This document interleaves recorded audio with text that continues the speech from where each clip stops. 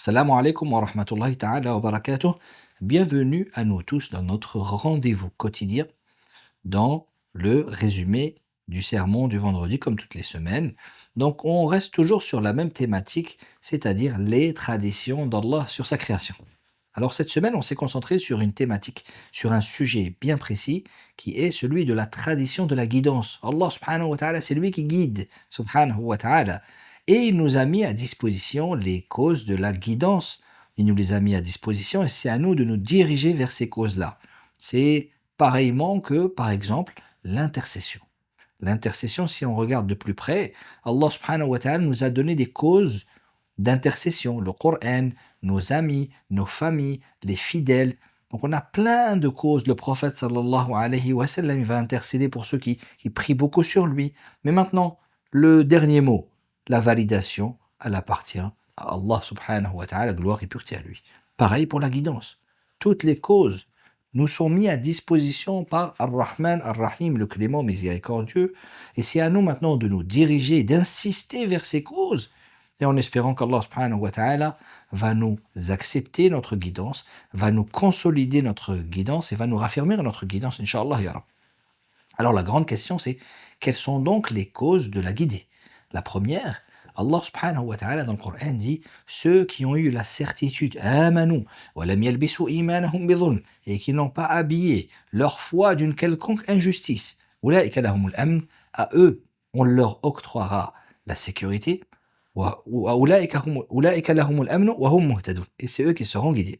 Allah subhanahu wa ta'ala dans sa parole dit ceux qui ont eu la certitude et qui n'ont pas habillé leur foi d'une quelconque injustice, ceux-là auront la sécurité et ceux-là seront guidés. Alors le prophète sallallahu alayhi wa sallam nous a expliqué ce verset, il nous a dit que l'injustice désignée dans ce verset, en réalité elle désigne le shirk, c'est-à-dire l'associanisme visible et invisible.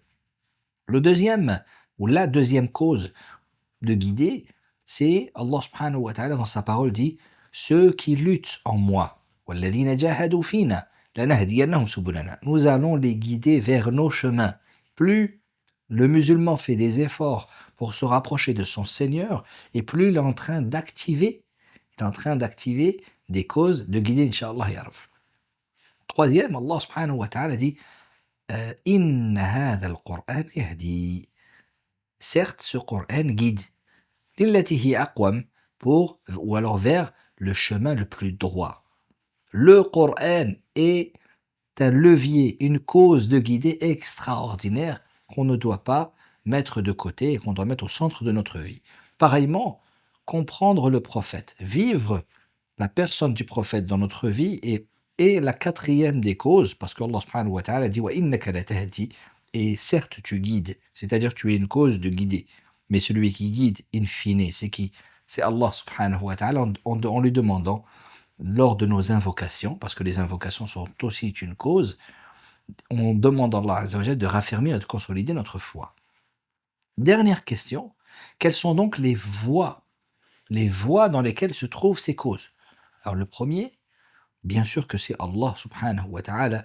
Allah subhanahu wa ta'ala dit dans sa parole Qul, ya Muhammad, dis à ta communauté, dis Inna hudallahi huwal huda. La guidance d'Allah est la vraie guidée.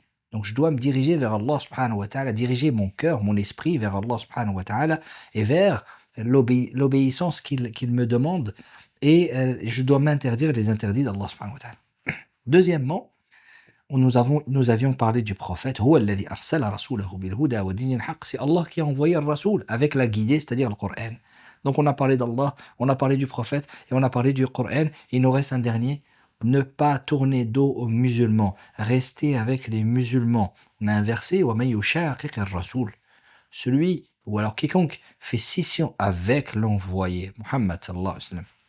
Min ba'di ma tabayyana lahu al-huda, alors que la vérité lui est apparue. Et il va suivre une autre voie que la voie des croyants. C'est-à-dire que si jamais je me détourne des gens, c'est-à-dire quand je parle ici des gens, c'est-à-dire des musulmans, des croyants, alors je m'égare automatiquement. Une des voies qui me rassure et qui finalement me conforte dans ma guidance, c'est que je suis avec les musulmans et nous sommes tous dans la même direction. Nous nous dirigeons vers qui? Vers notre Seigneur, en espérant qu'Allah subhanahu wa ta'ala nous écrive une guidance forte à toute épreuve et qui puisse résister à toute épreuve, Inch'Allah, durant notre présent et notre avenir, pour nous et nos enfants et tous les gens que nous aimons. Et bien sûr, nous n'oublions pas Gaza ou Dafa ou Lubnan. Nous demandons à Allah Azza wa Jal de descendre la paix et la quiétude sur nos frères qui subissent l'injustice. Et aussi, dans toute la planète aussi, nous faisons l'invocation pour toute personne qui subit l'injustice, soit-elle même non musulmane.